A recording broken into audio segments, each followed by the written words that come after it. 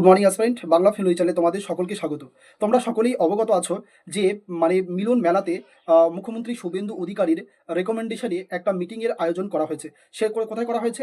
এটা হচ্ছে 5ই জুন এই মিটিংটা অনুষ্ঠিত হবে। কাদেরকে নিয়ে অনুষ্ঠিত হবে?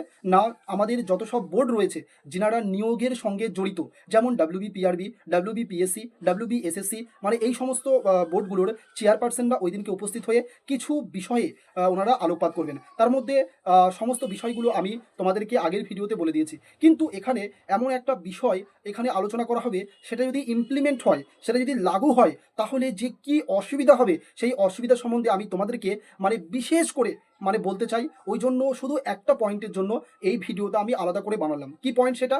এখানে বলা আছে যে কোনো চাকরি পরীক্ষার্থে তিনটে ফেজ আমরা দেখতে পাই। তার মধ্যে একটা হচ্ছে তোমার তিনটে ফেজে ভাগ করেছেন ওনারা। একটা বলেছে যে পরীক্ষার ধরো 100 নাম্বারের পরীক্ষা হবে, 100 নাম্বারের পরীক্ষার মধ্যে 60 থাকবে, তার যে হার্ড ওয়ার্ক করবে এবং সে এক্সাম দেবে, সেই হিসাবে সে 60% তার নাম্বারটা অ্যালটমেন্ট করা হবে।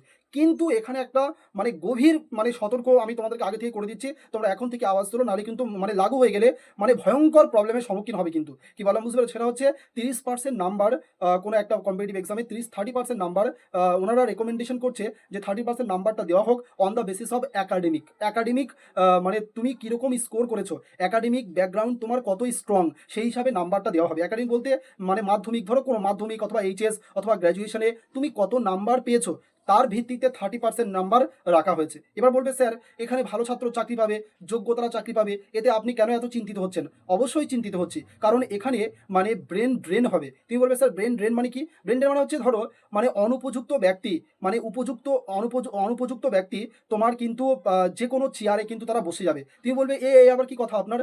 যার একাডেমিক স্কিল ভালো সে তো অবশ্যই উপযুক্তই ব্যক্তি হবে, কারণ সে প্রচুর মার্কস পেয়েছে প্রতিটা পরীক্ষাতে। তোমার এই ধারণা পুরোপুরি ভুল। তোমাকে যদি আমি একটু খুলে বলি তাহলে তুমি হয়তো বুঝতে পারবে। দেখো ভাই, 2014 কত বলবো ওটা, করোনা পিরিয়ডের আগে তুমি দেখবে একজন যে মাধ্যমিকে নাম্বার পেয়েছে এই ধরো 60%, কিন্তু করোনার পরে যে ছেলেটা বা যে মেয়েটা, যে ছাত্রছাত্রীর নাম্বার পেয়েছে 98%, তুমি 98% ব্যক্তিকে জিজ্ঞেস করো যে ইতিহাসের জনককে অথবা কোনো কেউ জিজ্ঞেস করো, দেখো সে বলতে পারবে না। এমনও কি হয়তো সে 10টা ইংরেজিতে ওয়ার্ডও পারবে না, কিন্তু সে ইংলিশে নাম্বার পেয়ে গেছে 80। কি বললাম বুঝতে পেরেছো?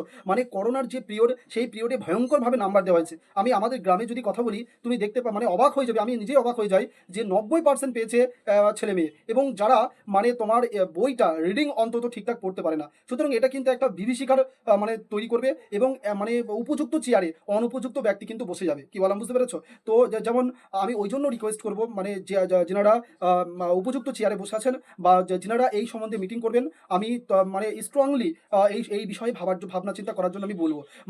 একাডেমিক এই যে ইয়েটা আছে ওইটাকে বাদ দিয়ে কোনোভাবে করলে আমার মনে হয় সব থেকে ভালো হবে।